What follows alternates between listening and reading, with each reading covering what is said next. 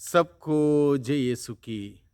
प्रभु क्रिस्त में प्यारे भाइयों बहनों, मैं आप सभी लोगों को ईश्वर का जीवंत वचनों को सुनने के लिए स्वागत करता हूं। और आज के दिन में हम लोग वचन सुनेंगे इस शीर्षक को लेकर, किसकी सुने, मनुष्य की सुने या ईश्वर की सुने। और आज की इस विषय को गहराई में जाकर मनन चिंतन करने के लिए सुसमाचार में से प्रसंग लिया है। संत मार्कुस के द्वारा रचित सुसमाचार अध्याय 5 पद संख्या 21 से 43 का प्रसंग है। इस प्रसंग में हम लोग देखते हैं एक व्यक्ति जिसकी बेटी मरने को थी, यीशु के पास आता है, अनुनय विनय करता है, दंडवत करता है और यीशु से कहता है मेरी बेटी मरने को है। यानी कि उसको पक्का पता था कि ये बचेगी नहीं, इसलिए यीशु के पास आके कहता है मरने को है, आप आइए, उस पर हाथ रखिए और वो चंगी हो जाएगी और वो जी जाएगी। कितनी गहरी विश्वास की बात प्रभु के पास आके वो कहता है। जिस प्रकार से यहाँ पर लिखा है, मेरी बेटी मरने पर है, आइए उस पर हाथ रखिए जिससे वह अच्छी हो जाए और जीवित रह सके। कितना एक गहरा विश्वास इस व्यक्ति का प्रभु यीशु पर मरने पर है। संभवतः डॉक्टरों ने कहा होगा, वैद्यों ने कहा होगा ये बचेगी नहीं, इसलिए इस बात को लेकर प्रभु के पास आके कहता है मरने पर है, इसलिए डिक्लेयर करता है मरने पर है। लेकिन कोई बात नहीं, आप आइए मेरे घर, उस पर अपना हाथ रखिए, आप उस पर अपना हाथ रखेंगे, वो स्वस्थ हो जाएगी, अच्छी हो जाएगी और जीवित रहेगी। कितना एक बड़ा विश्वास। इस विश्वास के साथ जो आता है और प्रभु उसके विश्वास को देख के उसके घर जाने को तैयार भी होता है।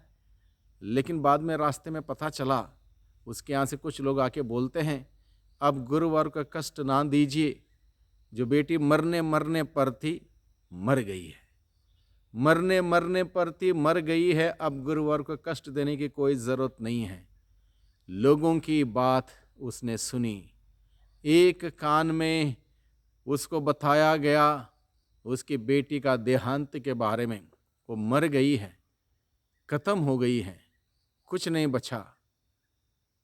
लेकिन उसी वक्त प्रभु यीशु मसीह उस व्यक्ति को उसके दूसरे कान में ये बताता है, डरिए नहीं, बस विश्वास कीजिए, डरिए नहीं, बस विश्वास कीजिए। अब डरिए नहीं, बस विश्वास कीजिए। उसने दूसरे कान में प्रभु की बात उसने सुनी, उसी वक्त वहीं के वहीं। और इस व्यक्ति ने प्रभु यीशु की बात को सुनना चाहा, ग्रहण करना चाहा, विश्वास करना चाहा, इसलिए वह व्यक्ति वहीं के वहीं यीशु के साथ उस यात्रा में बना रहा।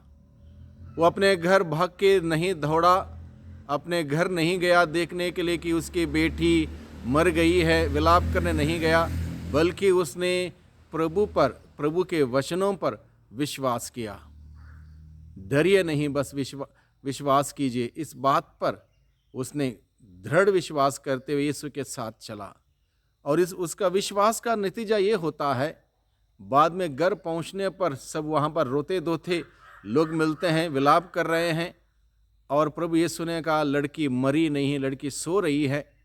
और अंदर जाकर प्रभु ने उस लड़की को आदेश दिया, वो लड़की मैं तुमसे कहता हूँ उठो। और वो उठकर बैठ जाती हैं, चलने फिरने लगती हैं। और यीशु ने कहा इसको कुछ खिलाओ पिलाओ, यानी कि ये पूर्ण रूप से स्वस्थ हो गई, जीवित हो गई।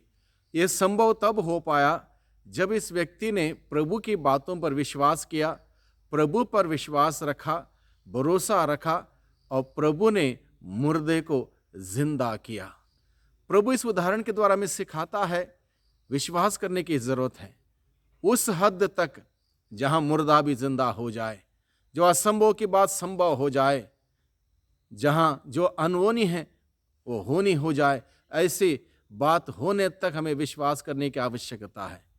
आज के इसी प्रसंग में और एक उदाहरण है, जहाँ 12 साल की एक स्त्री जो रक्तस्राव से पीड़ित थी, अनेक वैद्यों के पास गई, बहुत सारा इलाज किया, बहुत सारे खर्च किए, लेकिन कोई फायदा नहीं हुआ, बल्कि उसके पैसे भी खर्चे हुए, हालत और खराब हुई, कहीं से भी कोई सुख नहीं मिला, कोई आराम नहीं मिला।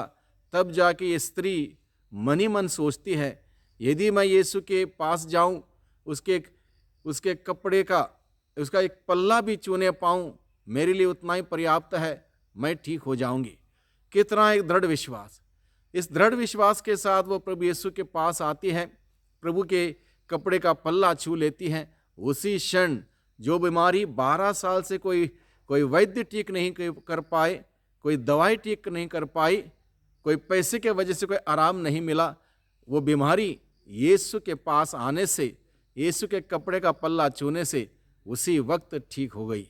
ये दोनों उदाहरण के द्वारा प्रभु हमें सिखाता है, जो कोई भी व्यक्ति विश्वास के साथ प्रभु के पास आता है, प्रभु से कभी नहीं खाली हाथ लौटाता, कभी नहीं ठुकराता, कभी नहीं भूलता, कभी नहीं त्यागता। यह प्रभु का कार्य है। प्रभु हम सबों के जीवन में महान से महान, अद्भुत से अद्भुत कार्य करने के लिए तैयार है, तत्पर है।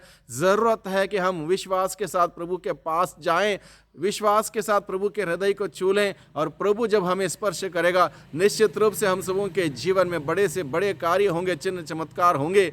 और ऐसे कार्य के लिए प्रभु हमें आज के दिन में इस वचन के द्वारा हमें बुलाता है। प्रभु के पास जाएं। भाइयों बहनों, हम सबों के जीवन में अलग अलग प्रकार की समस्या हैं, अलग अलग प्रकार की हमारी ज़रूरतें हैं, अलग अलग प्रकार के हमारे कष्ट हैं, पीड़ा हैं, और इन सब से हमें आराम कहाँ से मिलेगा? सिर्फ और सिर्फ प्रभु यीशु से मिलेगा। इसलिए यीशु के पास विश्वास के साथ जाएं।